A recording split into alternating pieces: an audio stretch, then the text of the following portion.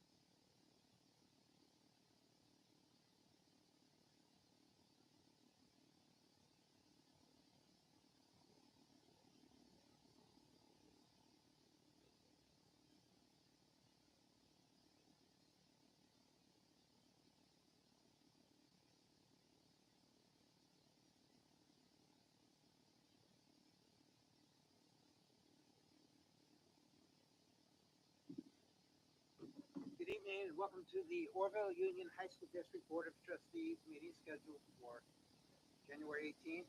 Here's the Transportation Conference Room. Results of closed session, there weren't any. Please stand for the Pledge of Allegiance.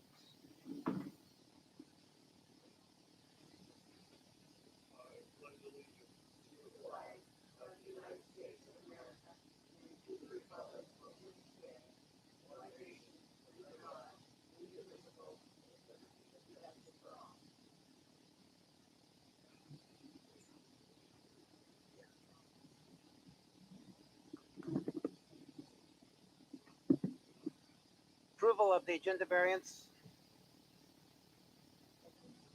Second. All in favor? Opposed? Motion carries. Public hearing, there is none. Recognition and presentations, Orville High School.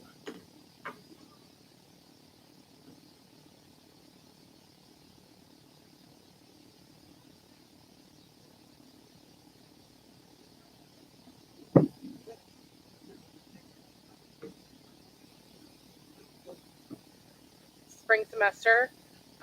First off, I want to say thank you very much to maintenance. The new fencing along yard and stuff is great. It looks very nice. And also, as a staff, we want to send out an appreciation to grounds for putting in all the hard work to keep our campus clean through all our storms with the leaves and the water. They've really put in a lot of work and we really appreciate it. Winter sports are in full swing. We're prepping for our winter homecoming, winter formal on February 2nd. And our cheerleaders are going to the national competition in January. That's one of your board agenda. We're putting in a lot of work, prepping our master schedule, working with our teachers to get ready for our new class implementations. And the fall play was put on recently, which was Wizard of Oz. The kids did an amazing job. They put in so much work, and I want to say thank you to Miss King for coming in and helping. Yeah, they did a great job. We got lots of positive feedback, and we're looking forward to continuing the drama program moving forward. We also just recently received our PSAT scores, so we'll be working on getting those distributed to students and having those conversations with what do they mean and how they can apply that knowledge moving forward. I did bring a student with me tonight and a teacher, Ms. Smith. She's our FCCLA leader, and then I have Eliza Bone. FCCLA is going to regionals this weekend. You want to come up?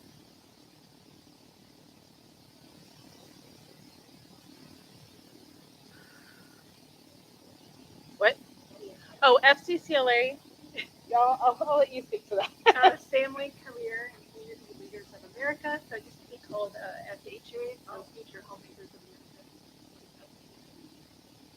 And Eliza, you're competing in the wedding cake? Yes. So you have a partner? It's individual. So there's another student who's also we're headed to PV High this weekend. There's 6 schools competing against one another. Hopefully, we will. We will bring home the gold and the wedding cake. What's the flavor? So wish us luck. What's your flavor? So Okay. It's actually a decorated wedding cake, so the exterior is foam and they decorate the outside. Thank goodness, because in April we have to travel to LA with the cake, so it'll make it a lot easier. I have to give a lot of props to Allie. So I've had Allie for 2 years now. Pretty poor attendance last year, going through some hard stuff, pretty much failing. This year she has been coming to school, has raised her way boosted up. Her confidence is just through the roof. She's never done a wedding cake before or decorated a cake, and she's just putting herself out there, just going for it. So we're really proud of her. Good job. So make sure to take pictures so we can share them. I'll text you. So that's all we have this evening. Do you guys have questions? Thank you very much. Recognition of individuals who wish to speak on a non-agenda item. Come forward now. Yeah, is there anyone else non-agenda? Okay, so we're gonna, same topic, everyone. Okay, just a reminder, we have 15 minutes, so split it up how we want. That's just a law that was made a long time before any of us were here. So go ahead. The chief's gonna speak on this. Hi, I'm Tisha Hayes. I'm the Oroville Secondary Teachers Association president, and I'm here. I have a packet for you to look through at your convenience. Good evening, esteemed board members of the OUHSD School Board. On November 29th, we began our negotiations with Dr. Willenberg stating, not going to lie to you, the board wants me to do Sutter's contract, and that is every teacher will do extra duties or coach. They're frustrated. So that was right from our bargaining notes. I stated, I think if you ask teachers, the board's saying they aren't doing extra, you're going to have a lot of problems with that. Again, right from our bargaining notes. The bargaining teams went on that day to produce a job description for teachers that both parties agreed upon, making it a productive day. But OSTA felt that there must be a disconnect if the board honestly believes the teachers aren't doing enough. That said, no one can know what they don't know. So education is the remedy. And since education is what we do, here is a sampling of the things teachers at every site do for students and community, much of it unpaid. So I have. So I think the clarification for everyone, Mrs. Hayes, is that Mr. Fetters, who is the chair of the negotiation team, said, what would the board want? And I said, to be honest with you, they like the contract the Sutter had. I didn't say that they wanted to put the contract the Sutter had. Sutter's contract's been into play for 50 years. And we know people work hard, but we also know that the school is the community, and we want to get quality people working with our young people in the classroom and after school. And that was more the context of that conversation.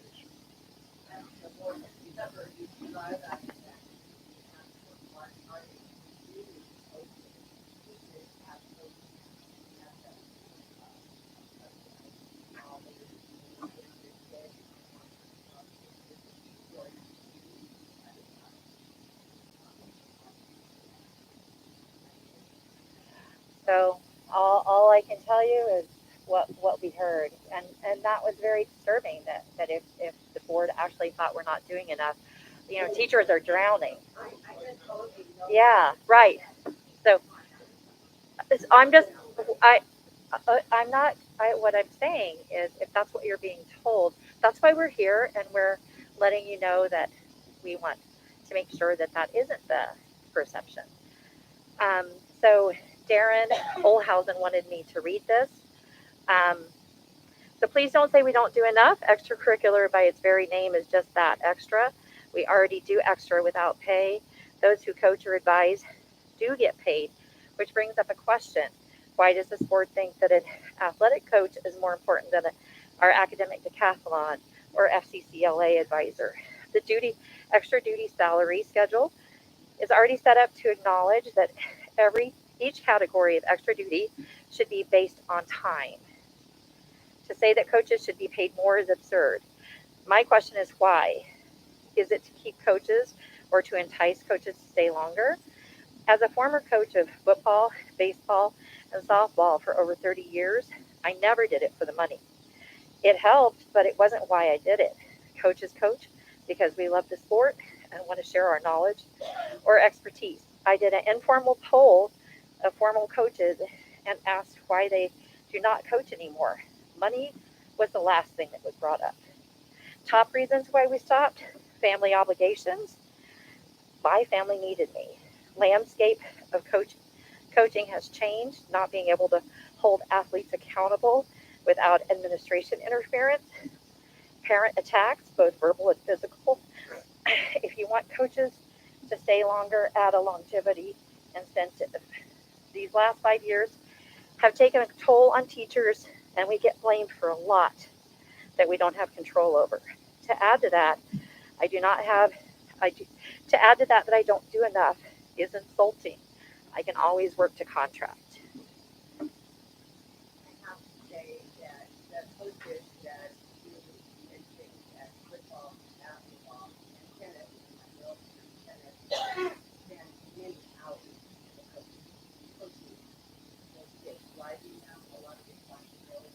And I think the time they spend is a lot longer in hours than the other after school driving. I would say sure. And yes, I do think our coaches and some people have been coaching for 10 years. Okay? I think we should look to see what other people, I think I heard that Oregon that we do national tennis. So there's a real problem. And our kids do this. And yeah, I think that. And you know, especially not me, have tennis. I think our dance director works all year long.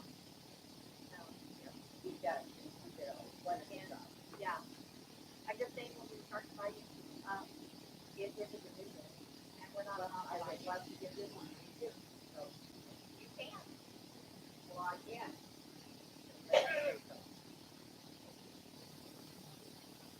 Okay, then, next item. Is there anyone else on this item? Yeah. Okay, go ahead. Okay. Good evening, everybody.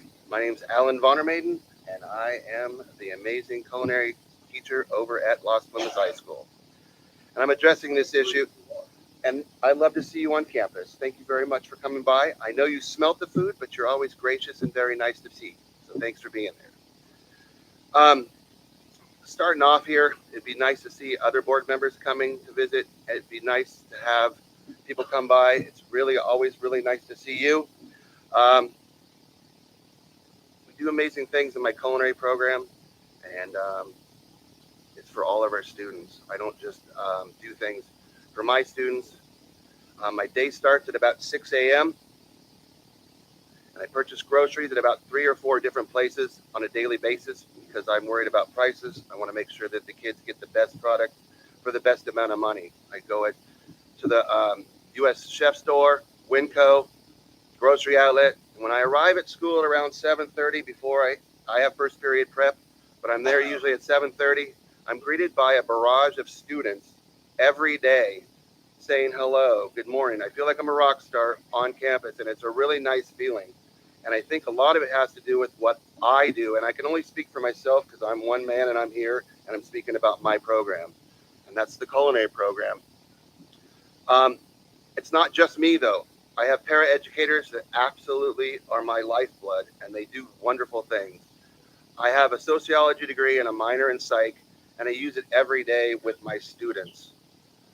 Just a mere hello to the kids. Everybody's been telling me, you got to stand out in front of your door and say hello to your kids. Well, I say hello to my kids. I read what they look like, how they feel, and I do as much as I possibly can within the scope of me being a teacher to help them out emotionally, providing a safe place for the kids and things like that where the kids can come in at lunchtime. I have kids that come into my lunchroom every day that aren't even my class students, and it's a really nice feeling to know that you're needed, and I do what I can do as much as possible. Like I said, my paraeducators, Jody and Mary, they're my lifeblood, and it's basically not all about me because they help me with certain issues that I don't have the ability to be able to talk or address to some of the students. I'm the sole FCCLA advisor, like Sandy Smith is, over at Oroville, and we're Region 2, and we participate every year, and we do very well in our cooking competitions. Last year, we placed 7th and 13th out of 28 competitors, and 2 years ago, one of my students, Quinn C., received a 99.8 out of 100 score beyond amazement with a Brussels sprout. Now take it, a Brussels sprout glazed salad. So a lot of people do dislike the Brussels sprout, but it shined that day. We are, like Sandy and Sandy's student said, that we are going to a competition as well over at Pleasant Valley High School this weekend. And I have one student that's going to be doing a salad prep, and he's doing something seasonal. And I won't say anything so they don't hear what we're doing. I also created a resume workshop area for the kids to be able to do resumes that are pursuing jobs. I have students trying to get their food handlers certificate all the time so that they can have that on top of their resume, and then sometimes they can put my card on it if I believe in them, and they can get a job, and they get jobs all the time. I participated in the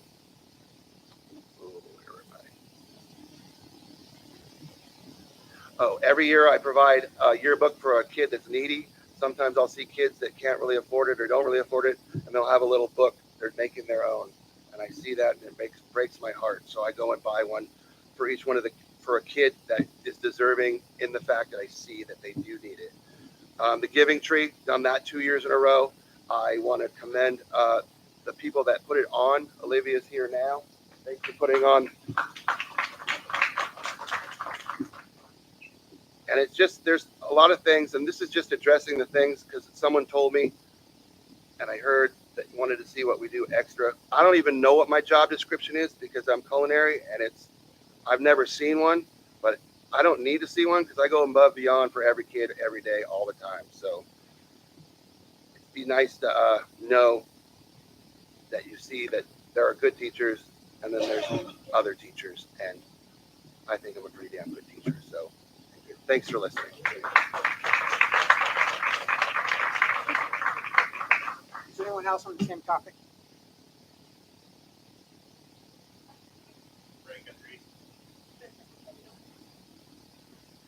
I want to first thank you, Ms. King and Mr. Seahorn for your kind words regarding the teachers and the amount of work they do in this district. And thank you, Dr. Willenberg, for, of course, believing our district is an important, critical part of our community as it is. I also wanted to add in just our counselors, our social workers from, from Campfire and beyond, the amount of things that they've done for this district, as well as our universals and targeted case managers, maintenance, everyone that's really contributed to all the challenges we've had in this community. My name is Brian Guthrie. I've had the pleasure of working at Prospect High School for the past 8 years as an English teacher. I've also been part of the district advisory SEL team since its inception during school closure, as well as the district technology or T3 team that stepped up to prepare our teachers for the challenging times of school closure and reopening during the pandemic. At Prospect, I prepped the entire staff on the use of Zoom, Google Classroom, and various online tools, as well as the reopening process with SEL planning development at Prospect, the AB alternating schedule, the various documentation we were required to complete by the state, troubleshooted all the various technical problems along the way. I've also conducted training workshops for our staff over the years in all things Google since our school began piloting Chromebooks back in 2014, 2015. These are activities I've done because I believe it contributes to our students as well as their well-being, as well as assist our staff in that process. Additionally, I'm OSD site rep and the secretary of OSD. I'm here though because I wish to read to you a letter by Dawn White. She is a teacher, a fellow friend and member at Prospect. I apologize, dear board members, I apologize for not delivering this in person as I am aware of how tone can change the meaning of words. I write this not out of anger, but confusion. I'm trying to understand why are we having to defend what we do for the community of Oroville as it relates to our salary. I'm a teacher in this community. I work with kids every day, all day. I teach with kindness, compassion, and love. My students know that I care for them. I like to think I help them become better humans. When we first went to distance learning due to COVID, people started realizing just what teachers do. It seemed overwhelming for parents having to spend all day with their children, teaching not only academics, but self-control, manners, and patience. Social media was flooded with thanks and appreciation to teachers for a hard job well done. I feel it is difficult to be placed in a position of needing to remind the district of all that we do. I do not feel obligated to do extra work as I work very hard performing my job in a manner I can be proud of. In order to keep my door unlocked while kids are at campus, I get here early and leave late. Anyone with children knows this is why you wake before the kids and stay up after. It's the only way to get things done. However, because I love my students and sometimes get to know their home situations, I do go out of the way to help them when I see they are in need. On top of getting to work early and leaving late so I can care for my students' emotional well-being while keeping gradebook updated, creating curriculum, and attending meetings, I also collect and distribute food to families in need. I take students to doctor's appointments and hold their babies while they're with the doctor. I collect cats that need medical treatment or spaying neutering. I take them to paws, then return them to their owners or find home for them if they are no longer wanted. I spend my own money on and my own time getting toothbrushes, toothpaste, deodorants, tampons, shampoo, conditioner, and other hygienic needs to deliver to the families that need a little extra help.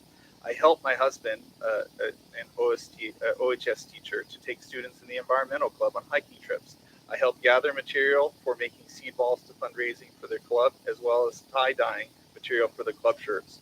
Along with participating in the Giving Tree every year, my tennis team adopts a family I know to be in need and provides food and gifts for Christmas. This is all done on weekends or after school. I'm a CASA, a court-appointed special advocate, and have helped Oroville foster kids for the past 5 years, a few of whom have actually become my students at Prospect. I feel these are some of the more obvious extras. There are so many more that teachers do on a daily basis without a thought to it. Though there are a few bad apples in any profession, I'd hate to think all the hard and wonderful work the majority of the district's teachers commit to would be disregarded due to those who have chosen the wrong profession. Please support our teachers, students, and community in recognizing the amazing efforts of our teachers and counselors have done. Thank you, Don White, Prospect High School. Thank you. I have a copy.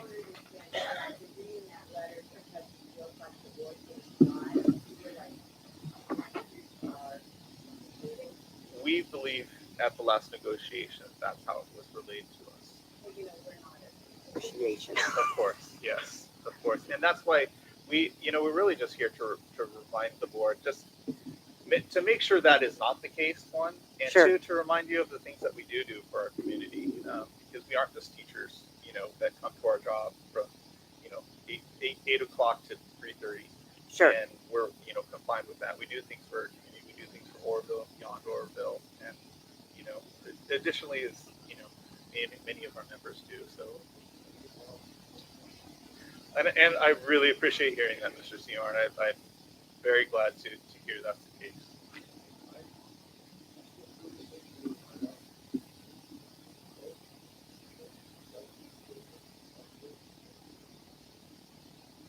It just, yeah.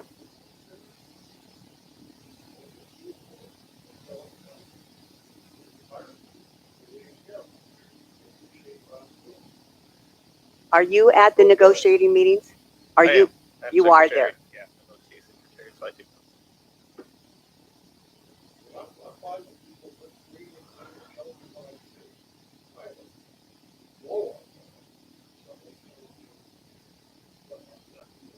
Well, and I'm glad that's not the case, Mr. Seymour. That is.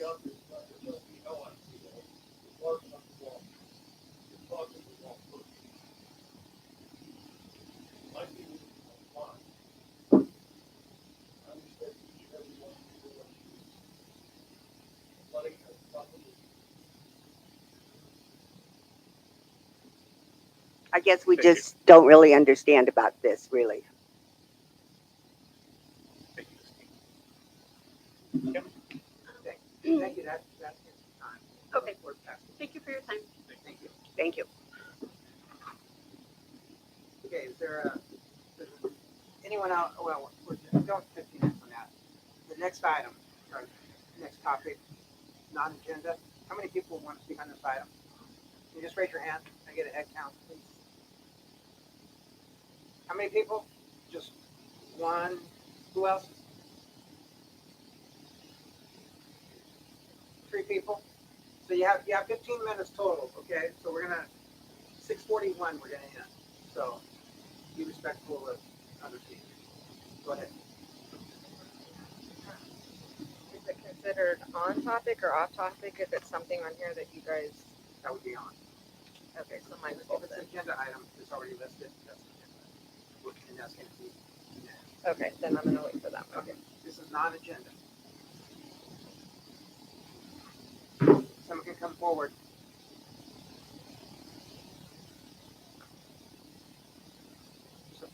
Okay.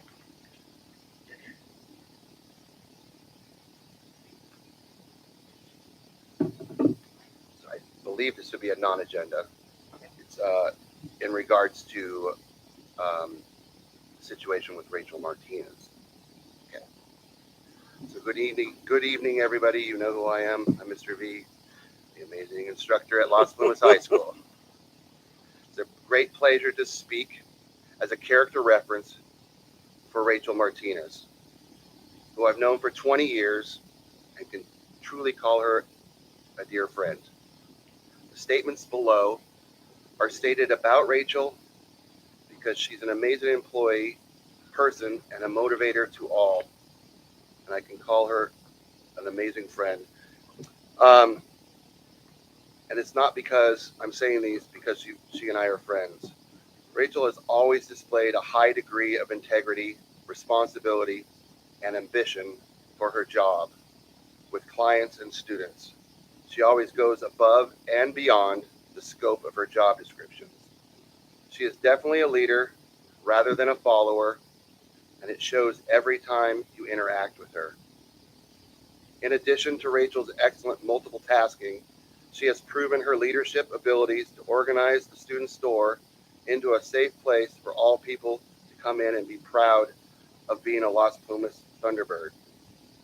Safe, and it's a good and positive learning area for leadership skills. She is the most dependable team player I've ever worked with, as she is always willing to help and work very hard for others. Her good judgment and mature outlook ensures a logical and practical approach to her endeavors. Rachel is an asset to any organization, and I'm happy to give her my wholehearted endorsement. I am proudly and happily speaking to potentially help right an extreme injustice. She lives and breathes Las Plumas pride and spirit. Please consider her reinstatement and do the right thing. Thank you. Thank you. Just a reminder, because of legal constraints, the board cannot comment on a personnel matter, so we won't have any response. But thank you. Hello, this is on the same matter. My name is Elizabeth Daly, and I graduated from Las Plumas in 2020. During the end of sophomore year, I worked as a student helper for Rachel Martinez up until I graduated. During that time, she was always protective of the students and the money and merchandise in the student store. She is very strict, responsible, and admirably organized with her job duties, as well as teaching her student aides the importance of making sure everything is right so there's no complications once it leaves her hands. I became very close to Rachel during my time as a student at LP, and I couldn't imagine graduating without her kind and wise words that I took with me. Anyone that knew Rachel would say that the exact thing I just did. The only time I ever heard people talk badly on Rachel are those that did not know her, because they saw her as a strict student store lady. But little did they know how important it was for her to be that way. No matter who you were, she always protected the rules and regulations of the schools in the district. That is her job, and she does it very well. Thank you. Thank you.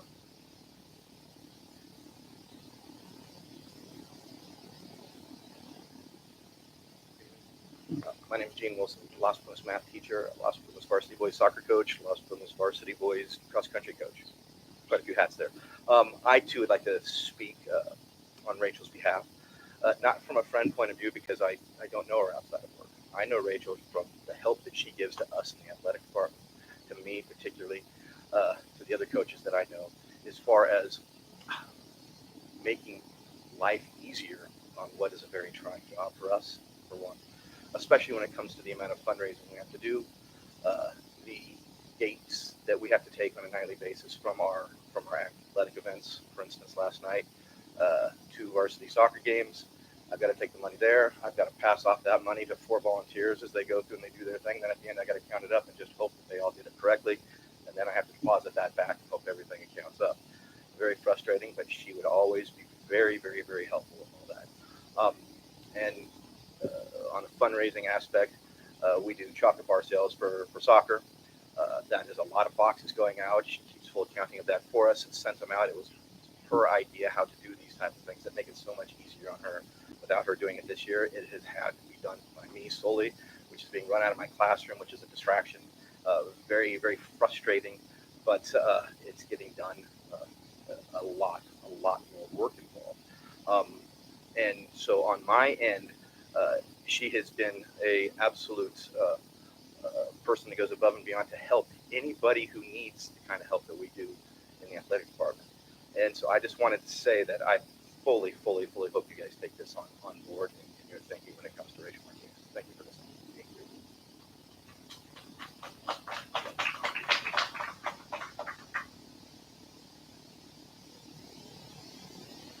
Hello, I'm Julie Tucker from Los Feliz High School. I teach at photo and ceramics and actually English 11 there into this year. Was that talk big? I was trying to, thank you. I was kind of trying to get close to this thing. I took to tack on that too. I've dealt with Rachel Martinez with a lot of clubs. We've done a lot of fundraising, just candy bar sales as well. She's one who she put together the system. It was all accounted for, very clear, incredibly honest, upright, wonderful person who goes above and beyond for her students. The students that are in there, all the students that come in, she daily deals with, like parents and people that come in with attitudes that aren't always highly positive or wonderful, and she treats them with respect and with a professionalism that I admire. And I just wanted to kind of speak on her behalf and as a character reference. Thank you. Thank you. Thank you.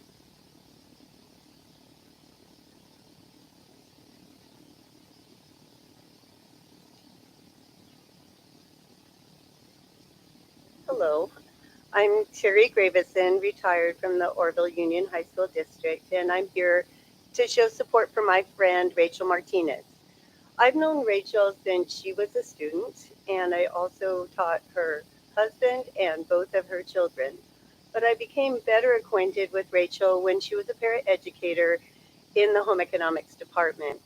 So during that time, she took it upon herself to learn every single skill that we taught in the department in terms of sewing, culinary arts, interior design, so she could actually work with the students and help them improve. And this became really valuable when we had a long-term sub, because she stepped it up and really helped the students so they didn't have to miss a beat. And we did have a few occasions where there were conflicts. I know you might not believe that, but there are sometimes conflicts with students or staff or even our own children. That's true. But I always found her to have a sound moral compass, and we could always work anything out by just communicating and talking it over, and we were always on the same team. So her job evolved into running the student store, and she transformed what was a little closet that kids walked up to the door and took care of their basic necessities into a really cool place that she developed herself and did a lot of her own decorating and painting. And now it's a place where I was surprised how many duties she has compared to the old days, but they could buy supplies, pay their fees, get books, feel safe. She had lots of different responsibilities, which other teachers are more aware of than I am. But my most recent encounters that better describe her ethic and dedication to students are occasionally I've had the opportunity to work as a substitute teacher in the district, and Rachel's the person that hands out the keys. So in the morning, first thing, from the time she unlocks the door, her room is crowded with a line of students waiting to take care of their urgent, important business, and substitute teachers waiting to get their keys. So it's often packed, but she always greets everyone with a smile and kind words. And then on a more personal note, I have a granddaughter that started at Las Plumas high school this year, and she was really nervous. She's over it now. She loves being at school. But before freshman orientation, I took her around the school and took her to the student store and said, I'm going to introduce you to Rachel. And Rachel said, come see me if you need anything. I'll take care of you, honey. And she said that to all the kids, not just because it was my granddaughter. So 3 things that describe Rachel are exceptional work ethic. She's very nurturing to all that the students and the staff, and she has integrity. Thank you for allowing me to speak. Thank you. Thank you.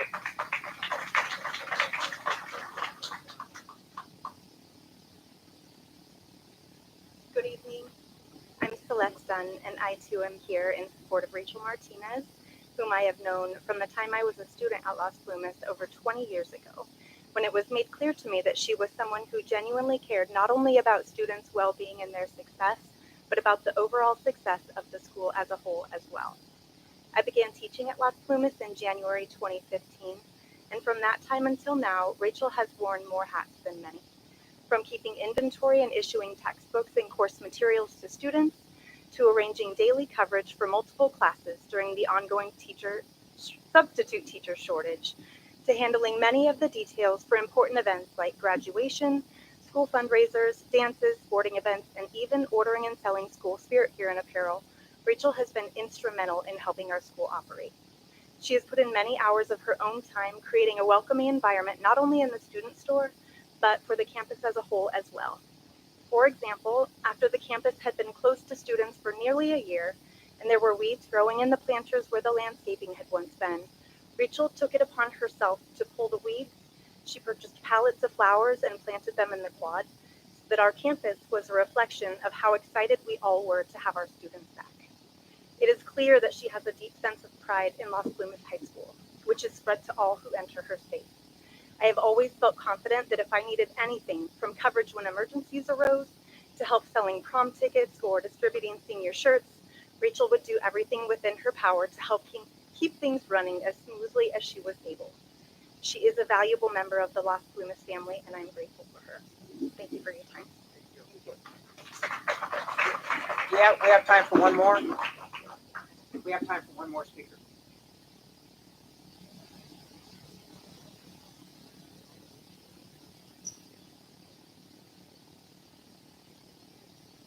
Hi, thank you for welcoming us all in here.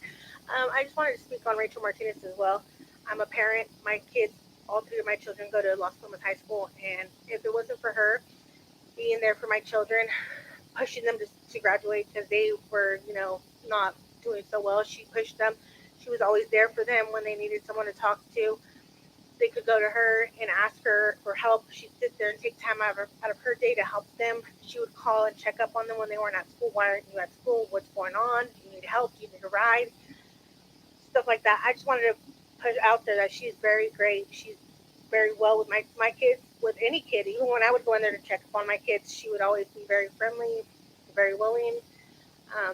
I just kind of wanted to put it out there that she's a great person and she's a great asset for the school to be there, because my kids would go in there sometimes upset at their teachers. She'd help them calm down, to go back to class, to look forward to, making sure that they got their grades done and their work. And so I just wanted to come up here and let you guys know that it would be really sad if she wouldn't be there anymore, because a lot of kids really do look up to her and really do appreciate going into that student store and checking up on her and getting her help for whatever they need help. Maribel Alvarez.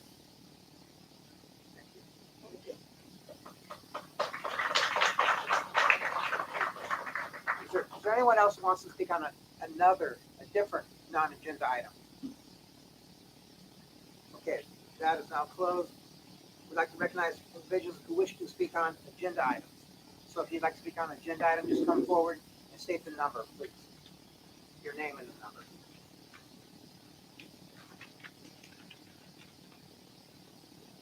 Hello. Which number? Number 28. Okay, your name? Jennifer Lopez. All right, when you get there, we'll call you up, okay? Okay. Anyone else on an agenda item? Okay. Board comments. Any board comments? Well, it appeared there are lots of good things about Rachel Martinez. Oh, Anyone else beyond?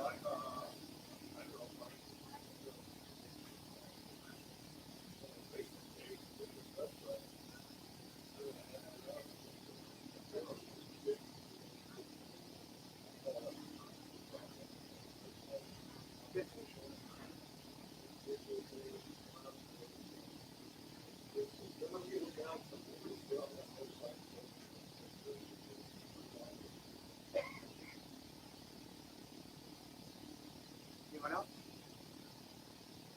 Okay, Dr. Wilbur. So we have a lot of great things going on. We have submitted some of our PR work to CalSPRA, which is the California Association of Public Relations, to have it judged in front of a panel. And we're going to do the community bulletin that we put out every semester for to meet one of the DOJ requirements. But I'll talk about that more. But right now, our current enrollment is 2,278, and our projected enrollment right now, we have counselors going out to freshmen in all the feeder schools, is 2,124, so it's a difference of 154. Our portrait of a graduate, I put in front of you the draft. There's two versions of the portrait of a graduate that we've been working with Thrive on. And so now the next steps is that we're going to work with the subject area coordinators and the leadership at Orville and LP and the leadership team at Prospect. And we're going to pare that down to try to get to one version. And then Shelly Kurth and Nicole Assisi from Thrive will come back to the district probably about March and end of February, 1st of March. And then we'll refine the portrait of a graduate. And then our goal is July 1st is to roll out with the new school year what an Orville Union High School District portrait of a graduate what a graduate looks like. And then we're going to work with our vision statements and our mission statements to reflect the portrait of a graduate. So that's where we're at on that.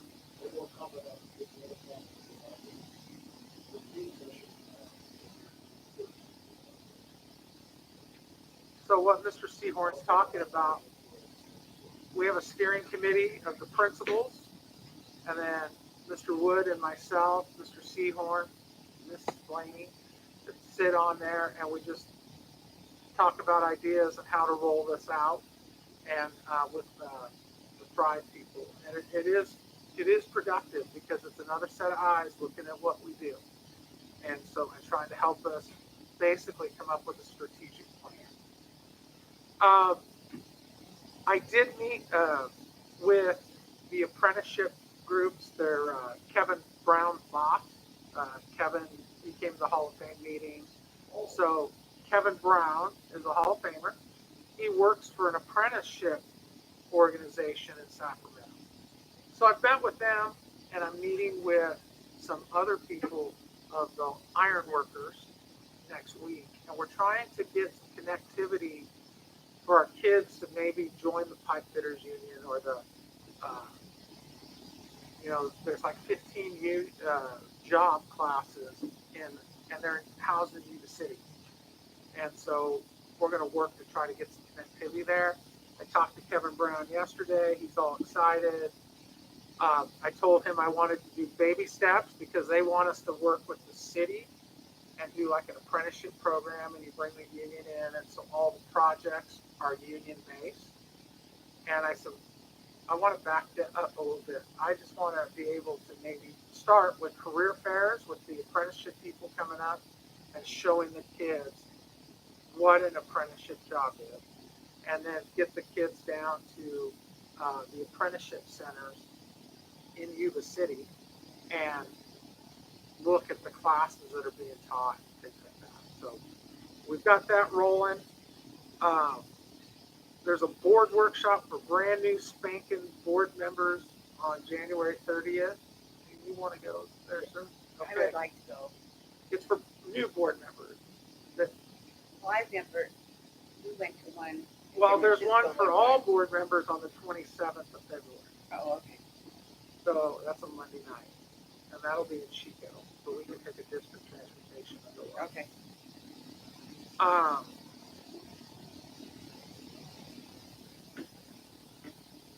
The other thing I was going to share with you, and as part of it, is I'll wait till the DOJ update and I'll share that with you. But we have a lot of really good things going on. We resolved our FTM issues today. It's taken 15 months to resolve them. It's federal program monitoring. And so Mr. Wood's been great help. Mrs. Watts has been a great help. And we're able to resolve the last 3 issues in the last 3 weeks. So that's what's going on. Thank you. Hi, I'm down the side of the table myself tonight. So, this Thrive process has been pretty informative across the board. There's a lot of things that they're bringing to the table.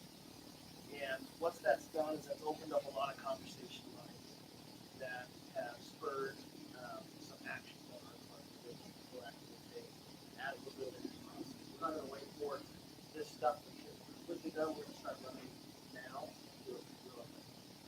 And so one of the main things we're going to do is I've started working with the subject area coordinator teams at the schools, and we're going to start looking into a lot of the things that we're doing. As I talk to teachers and other staff members for COVID, we have a lot of good things going on. COVID hits, upsets the apple cart, turnover, and people are just trying to get out of whatever the last couple of years was. So we want to try to find ways to return back to what they can do. And so we're looking at all kinds of things. We're going to look at our PLC process, we're going to look at our instructional practices, we're going to look at staff. I've got a list. The elephant gets bigger and bigger every day, and we're going to take them by night. With the big thing being is we're going to gather information through this collaborative, so it's not something that we just want to do right on the top.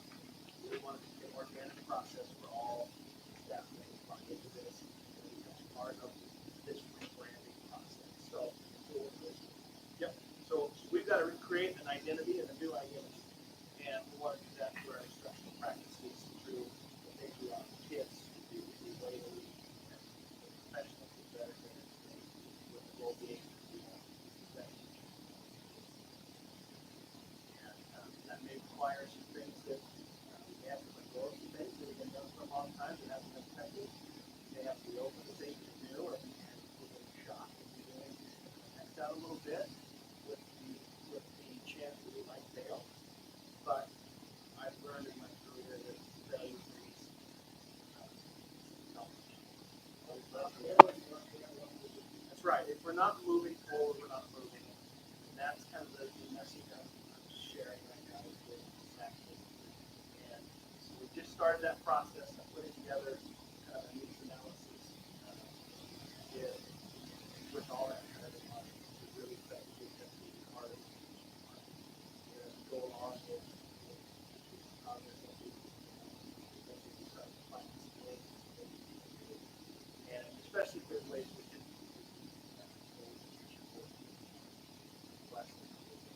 so we'll keep you apprised of those things. It's going to be a long process. I told one of the groups today, I'm at the age of retirement in 12 years. Let's see how much we can get done in 12 years. And but it doesn't mean we're going to solve all of those problems. So that's where we're going. That's what I'm going to start. That's my next project. Now that we finally put the FDM to bed, knowing that we probably have some more, but in the process of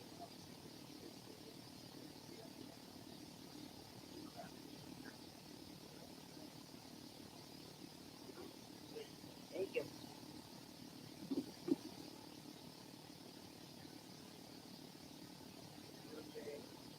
So I will send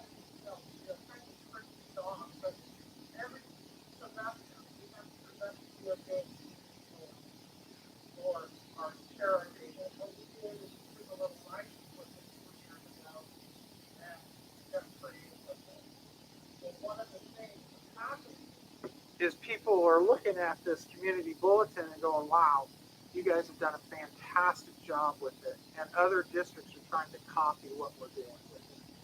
But one of the requirements of DOJ is we share the data, attendance, grades, suspensions, and expulsions. It's going to tie into the next talk, the dashboard indicator, but also they want us to share information about the district. So what we did in this version is we talked about the Thrive process or the visioning process. And so we're going to give people an update on that. Student achievement, attendance.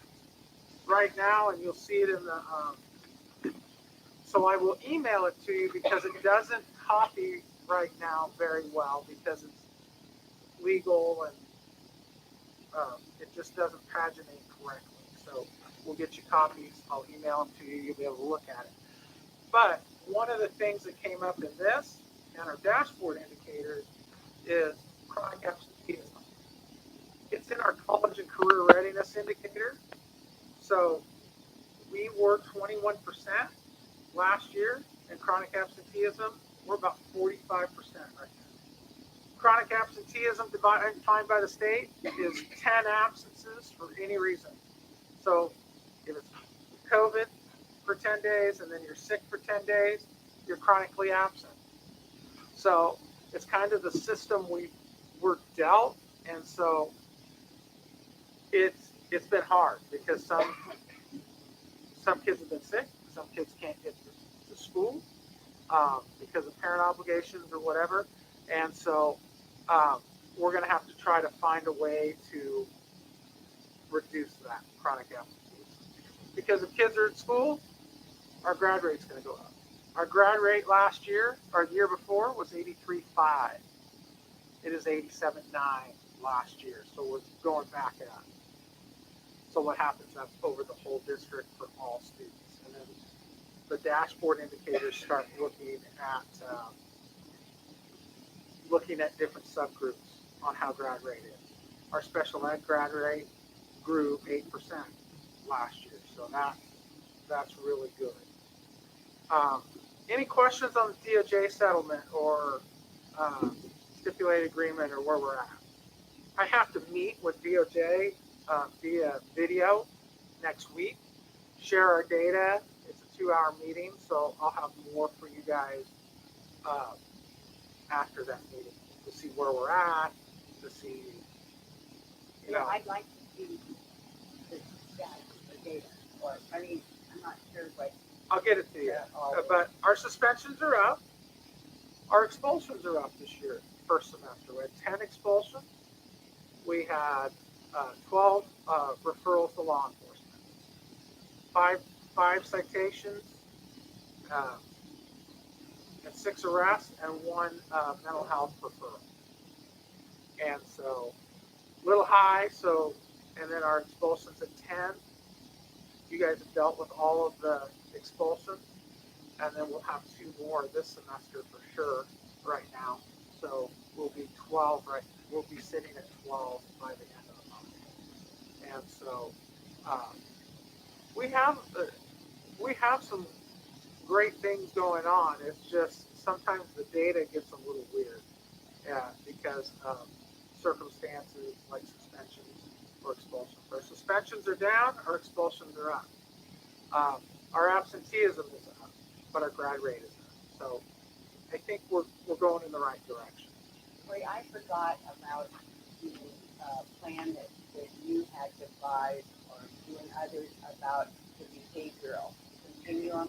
You know, when the first thing happens, something happens. The progressive intervention policy, yes. Yeah, I'd love to see that, yes. It's on the website, but I can shoot you guys a copy of that. That would be great. And it's adjusted every year. But yeah, you can just go on the website and it's there for parents too to look at it. Okay. And that's one of the requirements of the stipulated agreement that we have that. Thank you.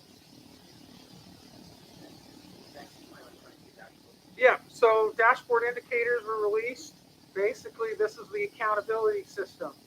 And so they released those in December. And so now we work on those and see how we can improve them. So part of the work Mr. Wood's doing with the subject area coordinators and what we're doing with the principals, we're trying to improve those.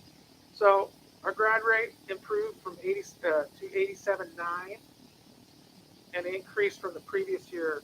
It was 83.5. So all of this data, most of this data is 21, 22 data. We improved our suspension rates from 5.5 or to 5.5 from 12.7 in 1920. We saw a decline in English learner progress of 40.4%. We were at 60% in 1920. We saw a decline in English language arts proficiency. So we're 78.6 points below standards. So standards 0, we're in negative numbers. Is that like all the English classes that you're teaching about? That's the testing. So it's the English, the 11th grade English test. So a decrease from 0.9 above standard in 1920. So we went the other way. And then we had a decline in math proficiency. We were 150.1 points below standard. And it's an increase the wrong way from 83.3 in 1920. We won't have a college and career readiness indicator left. Kids that met that, kids that did dual enrollment. But we have 20 dual enrollment courses in the district. And so that's awesome because 3 years ago we had 3. And most of them were ag. And so now we have them all over the district. Any questions on the indicators? Yes.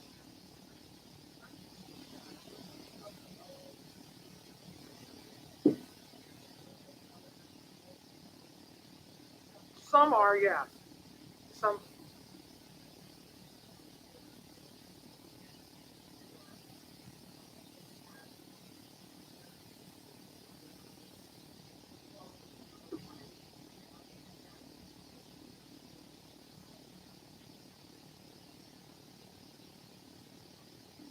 That's part of it.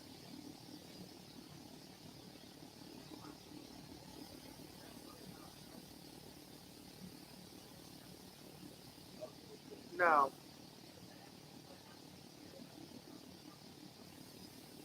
In some areas, chronic absenteeism, I heard a figure today, people were up like 30%. Chronic absenteeism has gone way up. Attendance rates are in the tank. Enrollments are declining. And so a lot of people are struggling with the chronic absenteeism.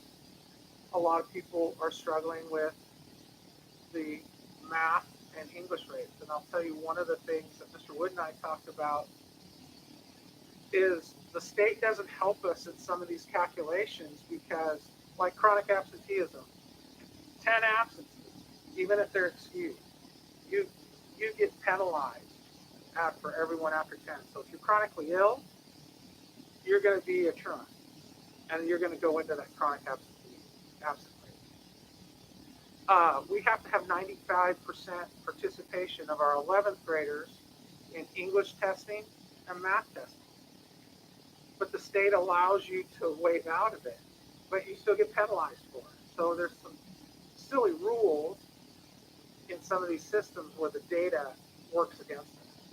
Because what I've seen in the last 3 years is some of our better students have opted out of the 11th grade test. You know, we used to do really well on the California High School X exam because everybody had to take it, and it was a high stakes test, and it was a requirement. So people did well on it. These tests, it's valuable because that's how the school is judged and the district is judged. The kids don't see the value. So I think that's part of the problem. But scores are bad all over the place. There are some places that did very well in math and English, but everyone's struggling with chronic absenteeism. Questions on the indicators? All right. Got it recording. That's all I have for that. Old business, there is none. So moved. All in favor? Aye. Opposed? Motion carried. New business, item number 2, review, revise, one-time project list. So you have a list, and I missed this watch this morning, or this evening, so, you have 4 lists in your board packet. Current projects approved for completion. So it's a 2-page list. You have a list of we're requesting to approve adding the following items to the one-time expenditure list. You have a list of the following projects are complete, and you have the board removed from the list on 11/18/22. And we were asked to bring back this list so that the board could add some things to it or adjust it. And I have Mr. LeBron here in case you have any technical questions on, because most of them have to deal with me. Oh, And then we were asked, do you ever get the information about the athletic room, the weight room? You guys asked for some information on that. yeah, so Orville's list has been submitted. Mrs. Snyder submitted the LP wait list, and then she sent a list of Mr. LeBron and asked him to remove some things that were in the way. They're to be surplus. So we're working with her to do that. So we're still working with her on the list. She has worked with the department and the coaches to try to see what they really need. But we're moving forward with that. And then here in the spring or the summer, we'll do the painting and do some reconfiguration. But when we did a walkthrough with Mrs. Snyder, we're also including the cardio room in there. The cardio room, they have a cardio room there that we cleaned up in that. We can't put the weights in there because of the floor, because the floor is raised. So free weight would go through and put a hole in. We did get a prize. We have machines in the cardio room, like flex flow. I don't know if it's a flex flow. I don't know what it is. It's a trapeze. It's a trap that we had. And we used to have one when Coach Herring was there, and it kept breaking the cable, and we couldn't get the cable in anymore. Yeah, I saw this one the other day. It used to have like continental with all you press the resistance. I don't know how pricey it is. I don't know. It would be faster than fair enough. I don't know. Saw it advertised. It's toenail. So I have a question, like, say the tennis court was serviced, how often does that need to be done? I'm going to defer to Mr. LeBron on that. So our tennis court is currently, it was done, let's say, 7-8 years ago, and the quality of work that it was completed with wasn't top notch. So it's at the point now that we need to do some concrete repair, resurfacing. But to answer your question, that should probably be done about every 10 to 12 years. So, but before usually it's just kind of 30,000. Usually a lot more than that. We're going to redo the whole thing. And part of the issue with that, there's only a few in Northern California of people that do that work. And so we did have the people that did it the last time, they came up twice and fixed it under warranty. So it was probably 6 years ago before you started. But I think Mr. LeBron is looking at another provider so that we only do that job. So, and I'm also looking at the baseball and softball field, like, didn't we get a grant from a construction company years ago? $46,000. 46,000. So is that 200 is what we need, or you need to take the 154? No, what it is it was the estimate was 200,000. So we had a quote on lights.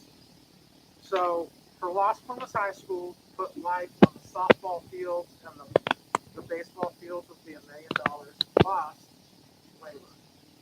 And they're quoting 135% over over the $1 million. So Mr. LeBron's thinking it's about $4 million. That's fair. Yeah, it's a fair assessment. What is the baseball and softball thing like? That was just a rough guesstimate back when we made this list. There was nothing concrete about it. So, and then Orville has, we have a quote for Orville, and it was for the softball field and the baseball field, and it didn't require as many poles. So it was $345,000 plus 135% for labor on the baseball field, and $157,000 plus 135% labor, because they don't know what they're going to have to do trenching or DSA, the Department of State Architect, has to approve everything we do with that. And then $1 million for LP plus 135,000 of cost of equipment, and it varies by site what they get into with water tables and that. And then we also have had a quote of doing LED lights on Harrison at $390. And it's converted into LED. Yeah. It's going to give you a brighter light, and the cost to run LEDs is going to be probably a third of what we pay now. How many times a year is Harrison Stadium used? I mean, the home game, football game. They use it for soccer. There's many nights I go home and the lights are on every night at Harrison Stadium. For Soccer, Track. track. good, good.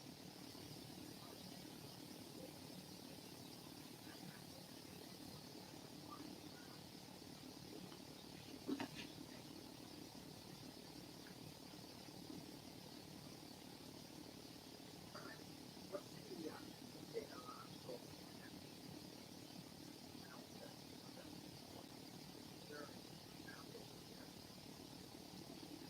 Don't hold me to it, but I think it's about less than 7 years. Yeah. It'll be, yeah, just 600,000 or whatever the bills are. Yeah, what did it start, how many years did it start out at? 12.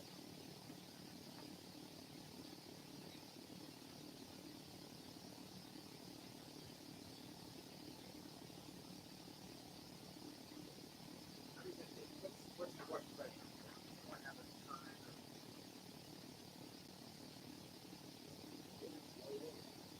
Yes, sir.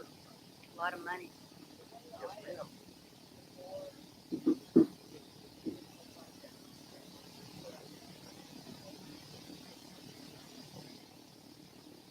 I don't know. That is on the second list. Request approved to approve adding the following items to the expenditure list. So it's just on a list, because you know now we're spending all that money on the turf at Harrison. Correct. I know, I'm just saying. We did remove some of the stuff off of these lists to absorb some of that cost at Harrison, such as the scoreboard. There was quite a few things on the list that we felt weren't really a high priority right now. But then there are some things that came to light in the last 4 weeks with roofing. And so we're roofing. So Prospect, the Orville High Gym, and Las Plumas.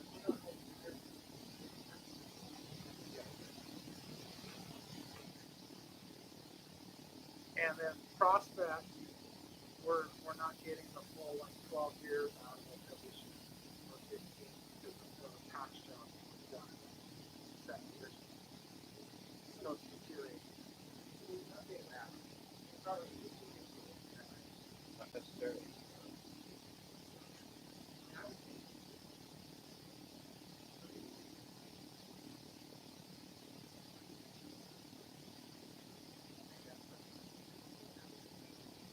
I do. Especially going to high school, they are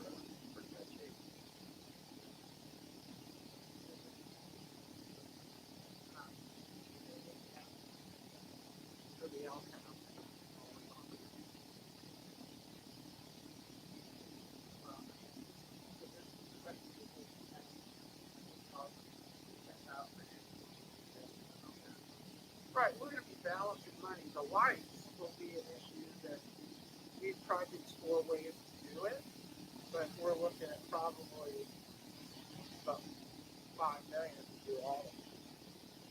And so we're gonna have to find ways to do that. But I think if we do, we have a few pots of money, like we have developer fees, so we're gonna use that for growth. We have RDA money, which we can use as a city. We're using some of that for Harrison. Some of that's not even one-time money we receive from the state.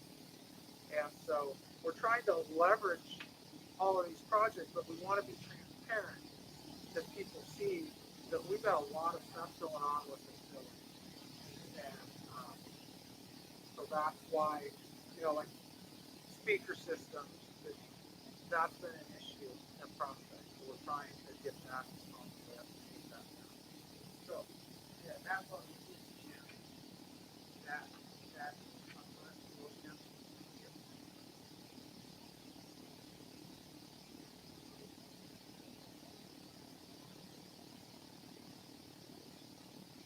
Correct, they'll be prioritized basically the same way we did our initial.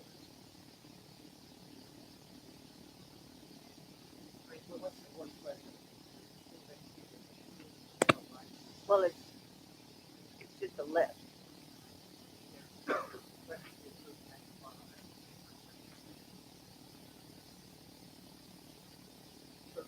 what is the good of these items? Prioritize that. Do I have a motion? Council question? All in favor? Aye. Opposed? Motion carried.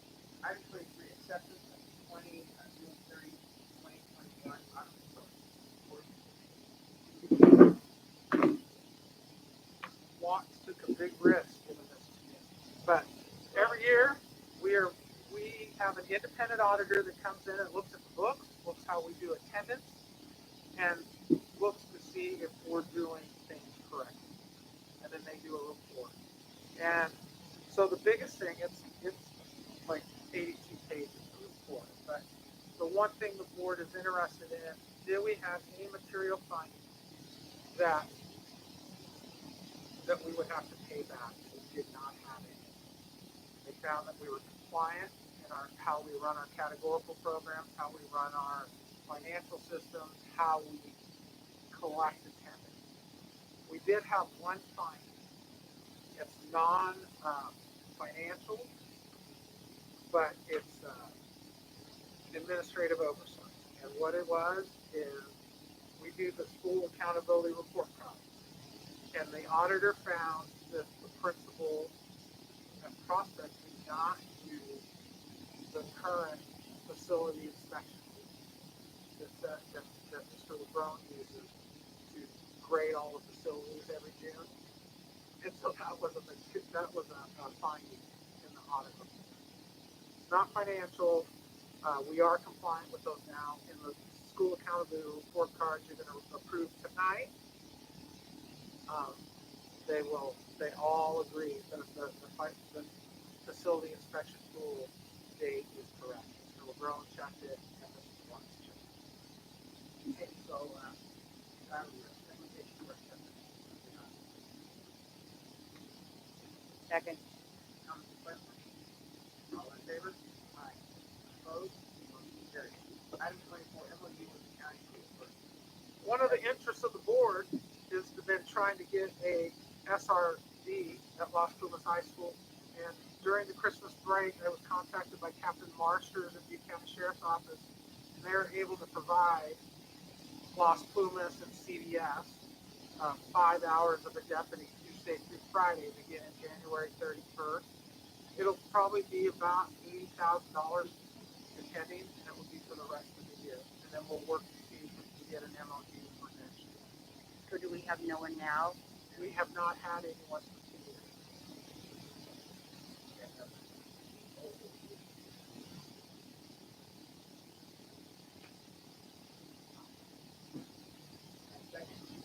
Comments or questions? Already asked. All in favor? Aye.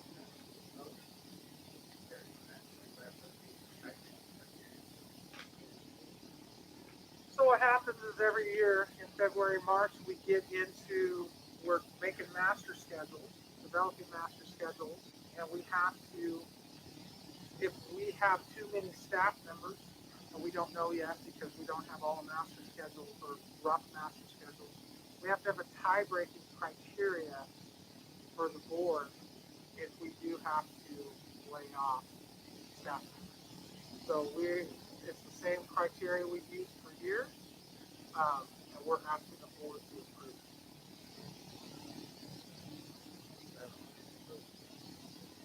So moved.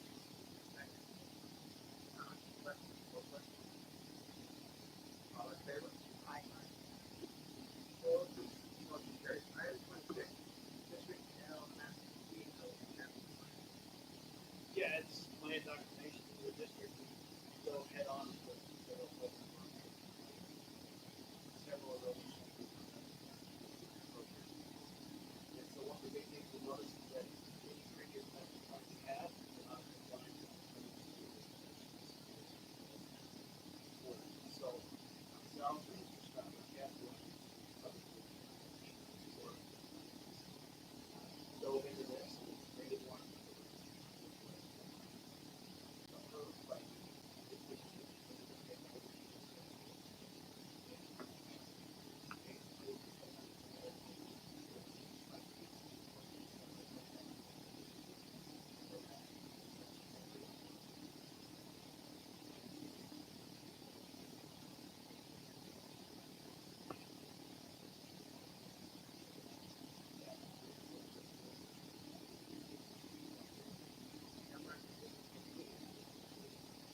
Second.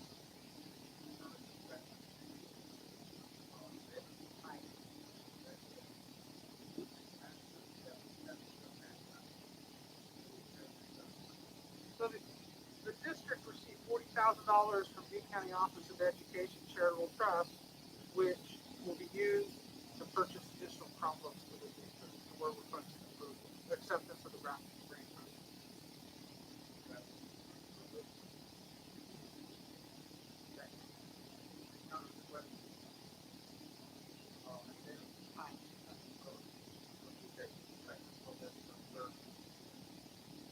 You can have a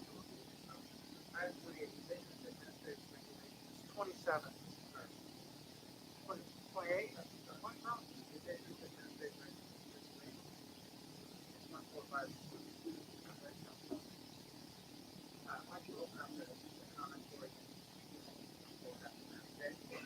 Okay, the superintendent and the athletic directors met to discuss drug testing, athletic eligibility, and probationary period. The ADs believe that our current eligibility and probationary periods are consistent with most North Section schools and therefore should not be changed. They did want to adjust the athletic drug testing policy by requiring an athlete to receive drug and alcohol education for their first offense rather than automatically losing 1/3 of the season.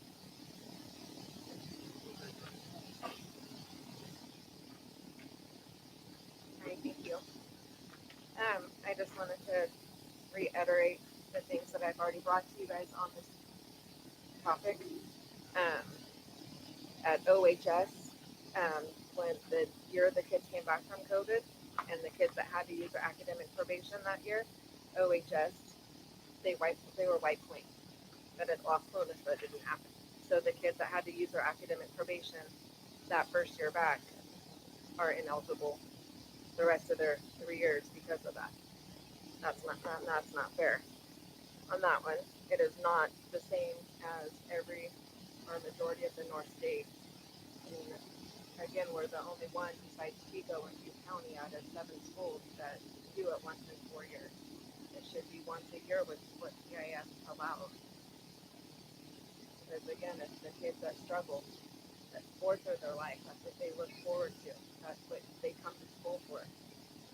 One of the kids that became ineligible ended up in juvenile hall for a stabbing after sports was taken away. I just feel like it's punishing the kids that are already and having issues with school, struggling. I tried, Mr. Lowenberg pointed out that it was 57 times last year trying to get my son help. And this year it's finally, slowly, but finally getting him to get testing, to get help, so that he can succeed in school and get to do his sports. So I just have, I don't think it's fair to keep it at 1 in the 4 years when kids struggle. There should be guidelines to things.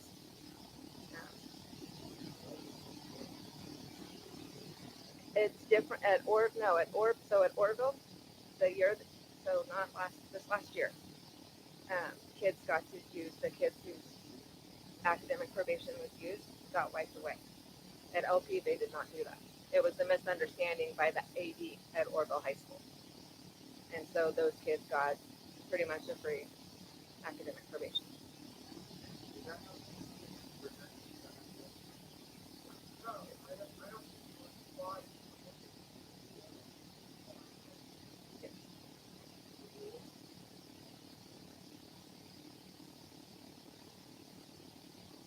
So it's, I mean, if you're gonna wipe it clean for them, then those kids that had to use it at LP wipe theirs away as well. Well, at this point, wouldn't we follow the lowest minimum that like AIF allows?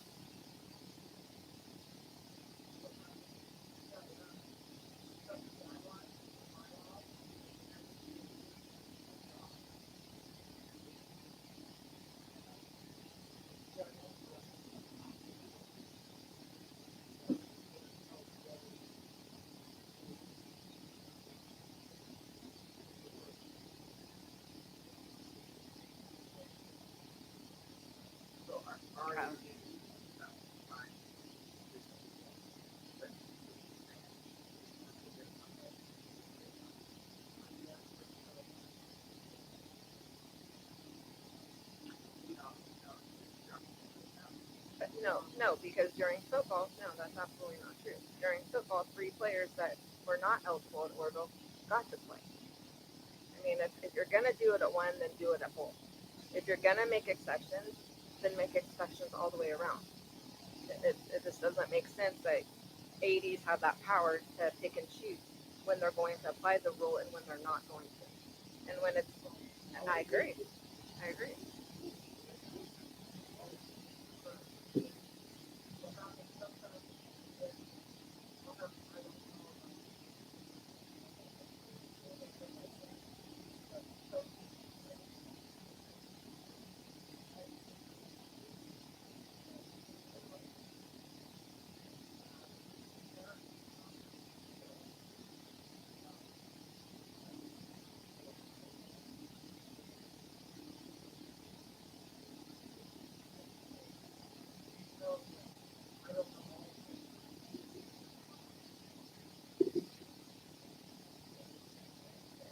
I just found out from one of the coaches at the Burnham tournament, basketball tournament a couple weekends ago, and I was talking to the AD myself and trying to plead my case to him and what I brought to you guys on how another school district does it with happen to have a 1.3 or a 1.99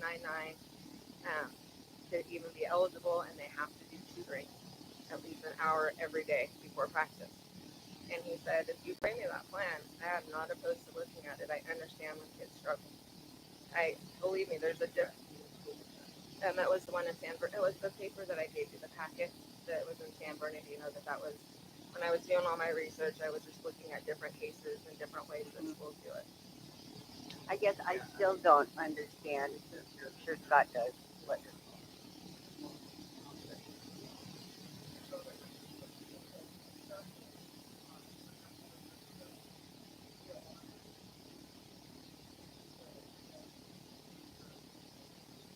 And that's the only other school in Butte County besides this one that is once a 4 years. Everybody else is once a year.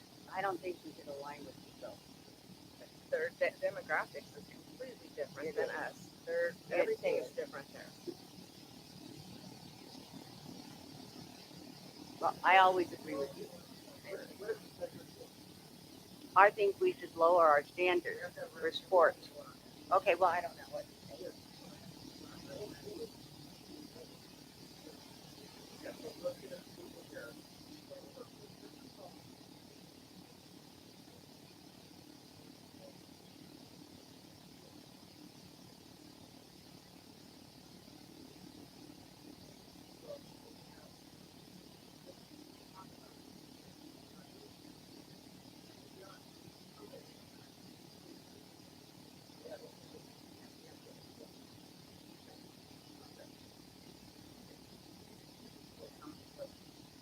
we gotta lower our standards. If we can, in any way, get more kids able to play. We know, yes, we know that, or I know that, and, I think we should go along with what is happening. I'm for a race. Well, at some time, yeah. But give them every opportunity. I'm not, I mean, make them go through it. And what the ADs said is they believe, that's like that gentleman back there said a meeting ago, is they're student athletes. And so the ADs believe that they should be students first, and then the athletes. And they're trying to get them help. Some of the coaches are doing tutoring and that. There's tutoring available on our campuses, Orville and LP, in before school and after school. And so that was my conversation with the athletic director.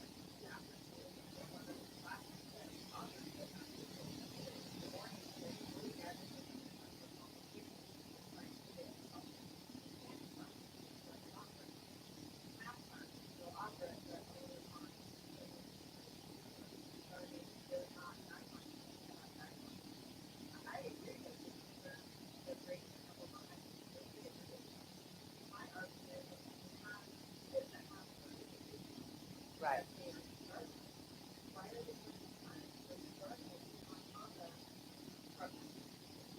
There should be, and you know, we got money for tutoring, and I think there should be, that the tutoring should be entirely structured and, you know, for the kids that really want to play, and that the tutoring will help if they go. I mean, I have a whole different view of things that I probably did say. Now contractually, keep consultation is in the schedule. 8 a.m. to 8:25 or 8:24. So there's 24 minutes of consultation, 4 days a week, every day but Wednesday. That's when we do late stuff. So teachers are at work at 8 o'clock. They should be in the classroom. We'll post it. I have 2 administrators here from LP Norville. We'll make sure that that is, they follow up with that to make sure that teachers are in the classroom. But that's what consultation is for. That's Well, what we developed it. do the kids even get there at that time? What consultation? Some, Some, I mean, what if some you kids can't are there get at there? 7:30 in the morning Well, or 7 o'clock. it's the buses. Anyway, No, it's not buses. It's people just showing up. Yeah. We thought that we would have kids struggle with 8:30. They're showing up at 6:30, 7:30 in the morning, and they're not bus riders. well, anyway, I totally agree now with this lady who ran back there. That she had said is that kids should, oh, sorry, it's not you. The kids should be given every opportunity available to be able to play sports. And yes, I didn't realize how important it was that I myself had things happen, and now I understand how that helps kids and what happens when they get an effort done that they not play. That's my view.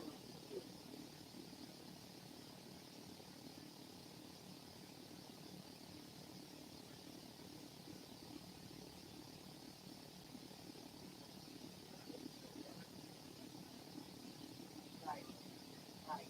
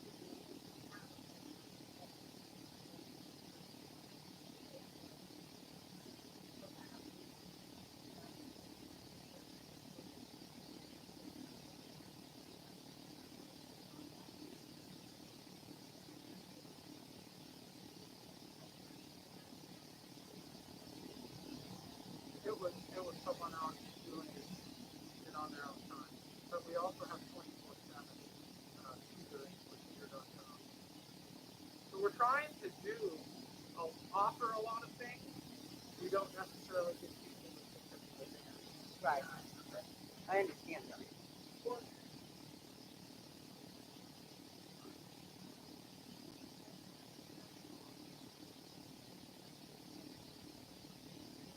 But they have to use like a Chromebook to get on it. I mean, they have to have the internet. So they have to have the internet though, in order to, well, I mean, our internet was out, so where I live, so it's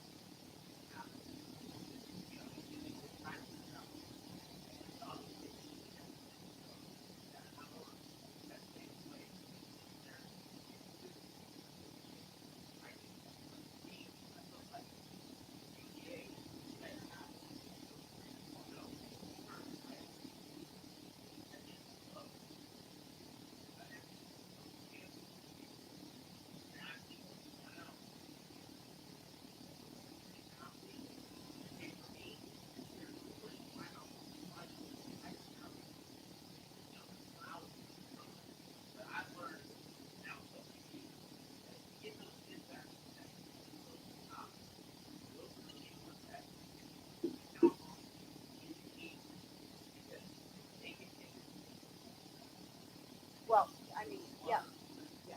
I mean, all.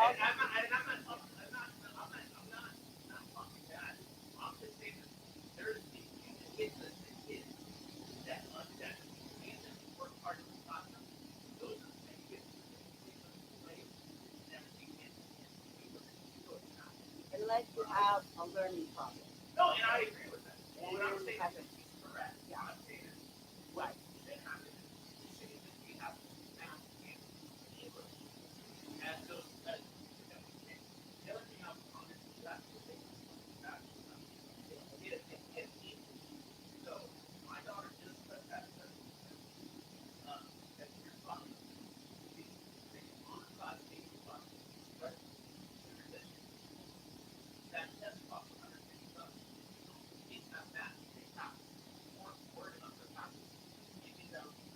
The AP? AP test? Yeah, that's the next item. We're asking to pick up the test.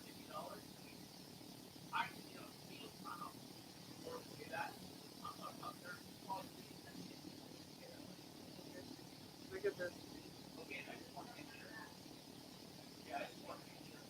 And also, my last thing to say about this is that I think you should have more student athletes, a tutoring for all those kids after school or whenever it's appropriate, so they can get them. Well, get them down. We do. Yeah. We do. We have science teachers that do it, and the ag teachers we have English and math. But I have a social studies teacher that does. Right, but I mean, it's probably on certain days. So,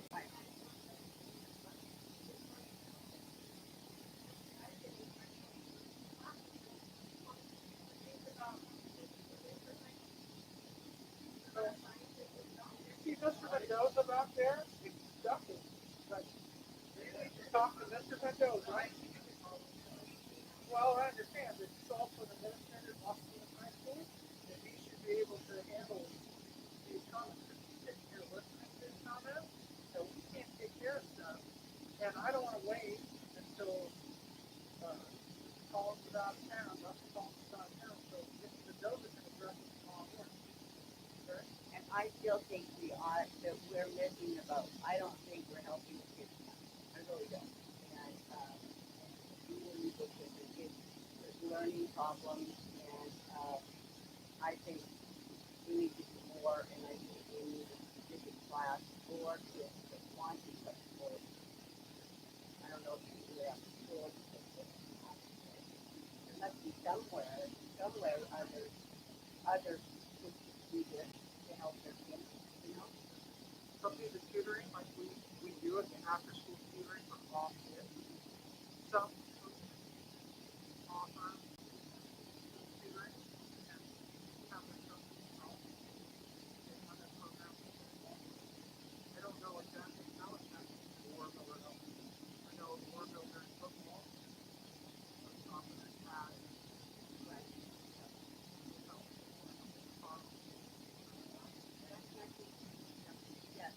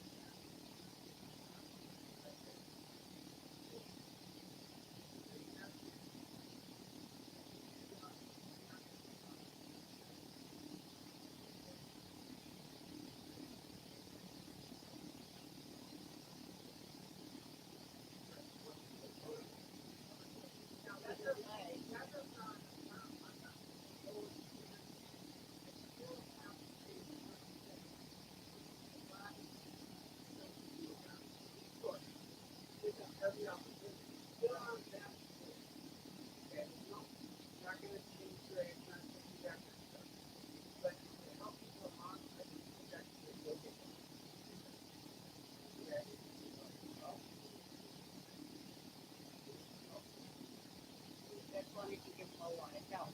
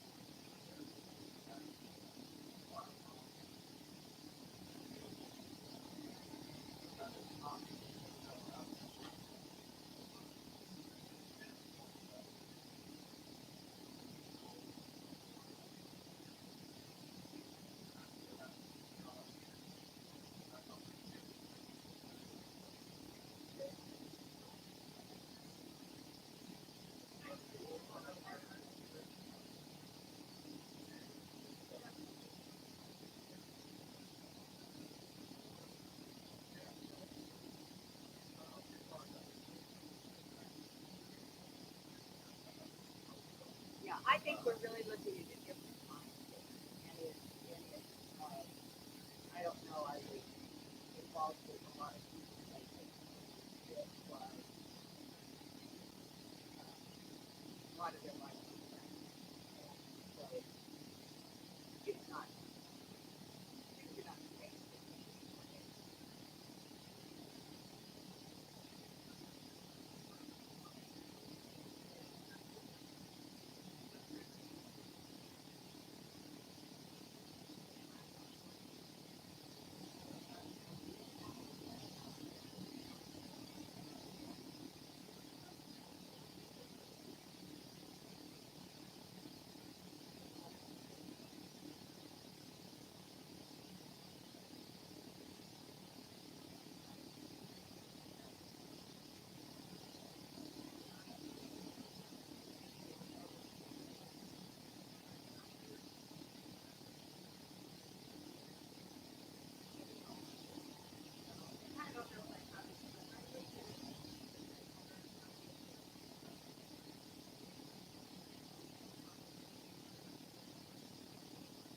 See, that's what happens when you have boys.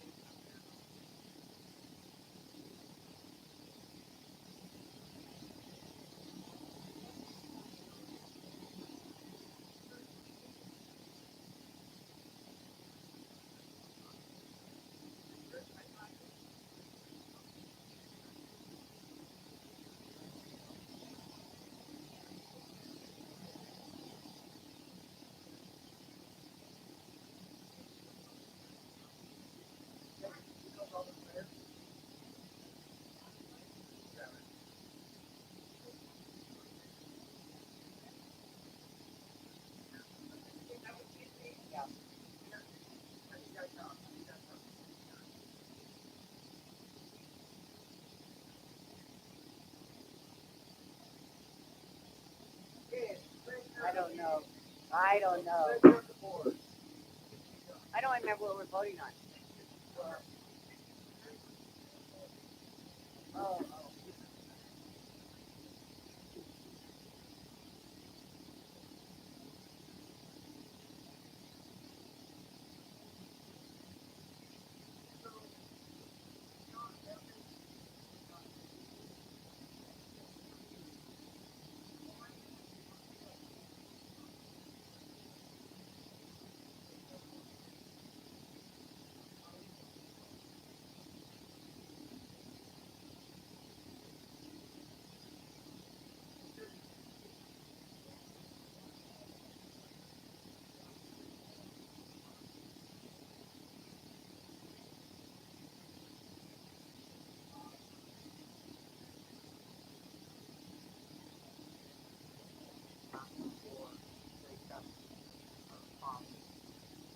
And so the athletic directors will ask the adjustment. Not against testing, they just want to be able to help keep more kids involved. So, I just they are testing and that, and I will have to follow up after something comes. Testing, they're doing the testing because we pull the numbers and we give them to the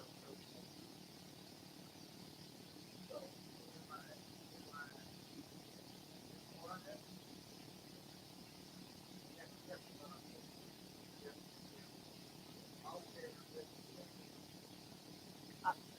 I, I.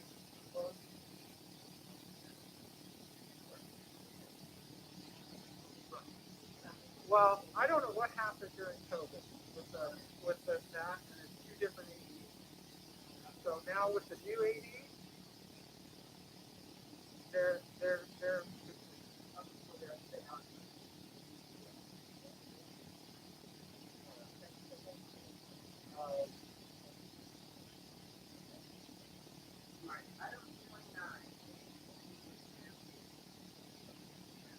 So board policy 6141.5 allows for the payment of AP exam fees for eligible low-income students and other students with a score of 3 or better that are enrolled in an AP class in the semester that they take the test.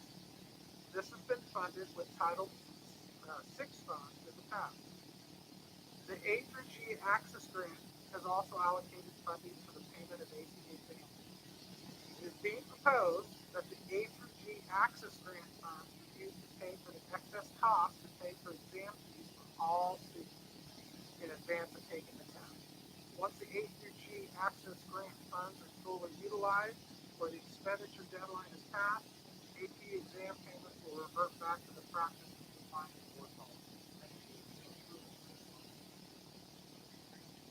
Second.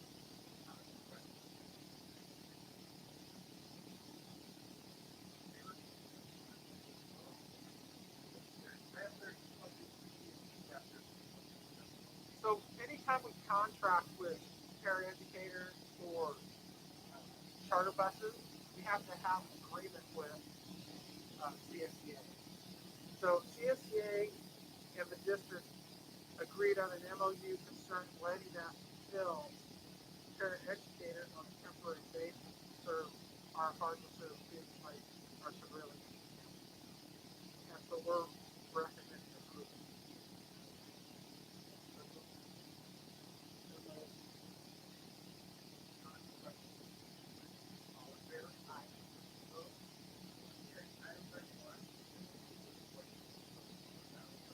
So the district has an existing MOU with Boys and Girls Club for extended learning. So they offer tutoring as well at both campuses, social emotional support, health and wellness support.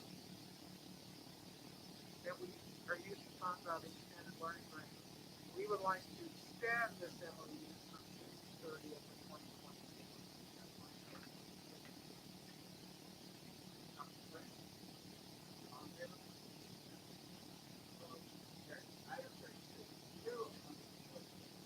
So the district is seeking approval of a new MOU with the Boys and Girls Club through their after-school safety and enrichment for seniors asset grant through June 30th of 2027. They will provide our students with a high-quality school year programs that will focus on social emotional learning, access to technology and the internet, health and wellness, leadership skills, and academic and career support. So we recommend.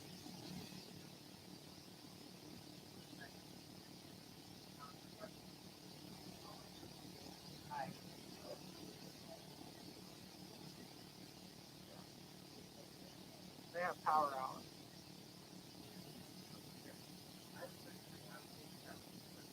So Las Plumas High School is seeking approval for Dr. Collins and Mr. Mendoza to attend the Cutler Consulting Group's Winter Conference in Reno, Nevada on February 18th and 20th. All expenses will be funded by the OUHSD initiative by District.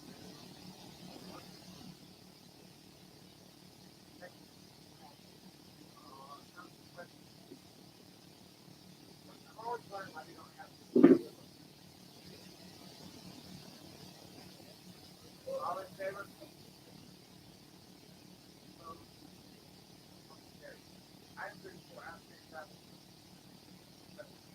Orville High is seeking approval for Teresa Leva and John Furman to attend the National Science Teacher Association Conference in Atlanta, Georgia from March 22nd to 25th, and all expenses will be funded by Teresa.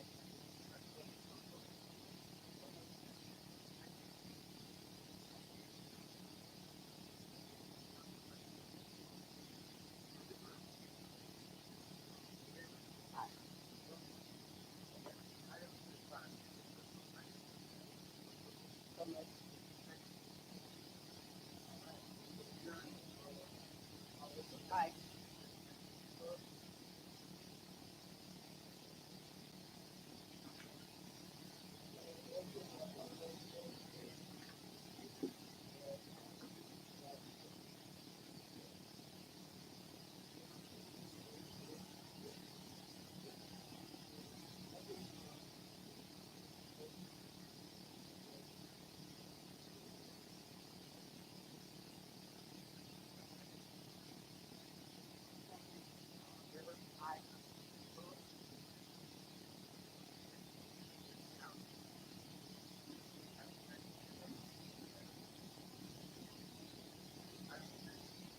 I would like it on the agenda to hire